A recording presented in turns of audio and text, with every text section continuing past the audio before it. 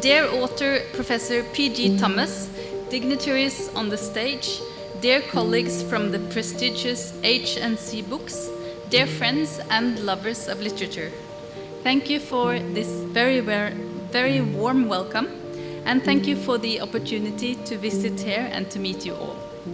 I have been posted to India for only a few months now, and this is my first visit to the beautiful state of Kerala, and to this great city that offers so much rich heritage in art, culture and literature.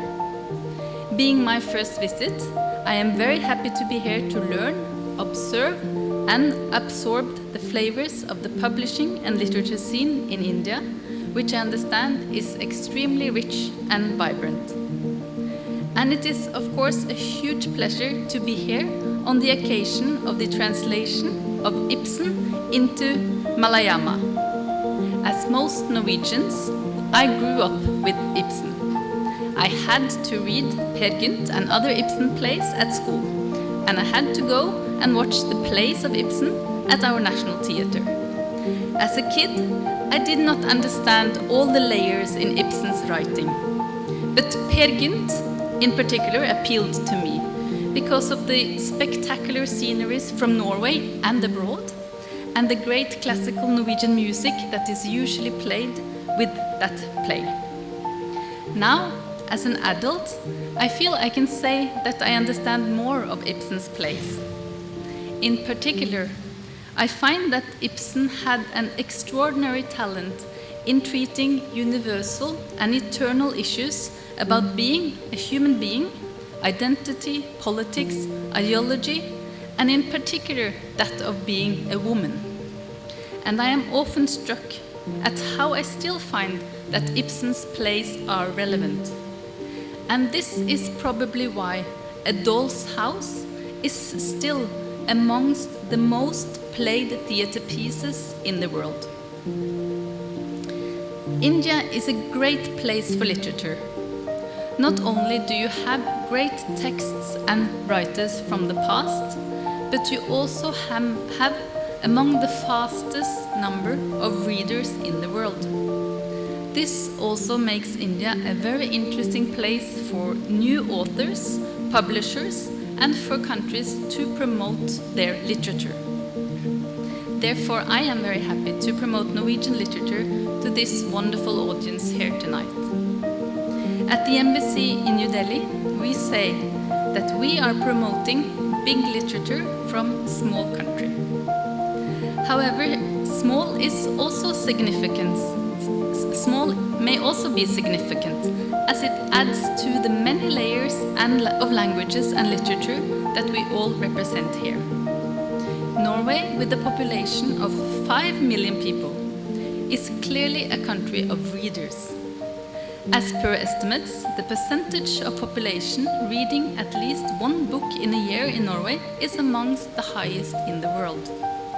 Until before before the pandemic, book sales had crossed 23 million books in a year. Consider that a population of 5 million bought 23 million books. That says something not only about the reading habits, but also the reading capacity of Norwegians. This means that despite the small population, less than 5 million inhabitants, lots of books are sold and read in Norway, and it is in this context that Norway is an important player in the literature market. And in that regard, I would like to also mention our agency for literature, Norwegian Literature Abroad, NORLA. Since its beginning in 1978, NORLA has supported over 5,000 translations in around 65 languages. And in the last 10 years, NORLA has supported more than 50 translations published by Indian publishers in Indian languages and in English. Clearly, Norway and India have a lot to offer in publishing, translations and literature altogether. And today is a great example of that. I am extremely pleased that all the way from Norway, our great culture expert, Henrik Ibsen, has made his way into your hearts and minds. I am aware that Ibsen is not an unfamiliar name in India. There has been a major Ibsen festival in Delhi, in Mumbai, and in other parts of the country, time and again. But to see 16 works of Ibsen translated at the same time into one of the major and significant Indian languages is something truly excellent. I would also like to congratulate you for your selection of titles of the translation. Some of the plays, like Per Gynt, that you have translated are masterpieces, now recreated for their 75th anniversary this year. It is truly great that you share your anniversary with India at 75 celebrations of the Indian independence. I wish you a great stride ahead, and I hope you will continue translating more Norwegian works into Malayalam. I would with that like to thank you once again for the very good partnership and for tonight, and looking forward to spending time here this evening. Thank you. Shukriya.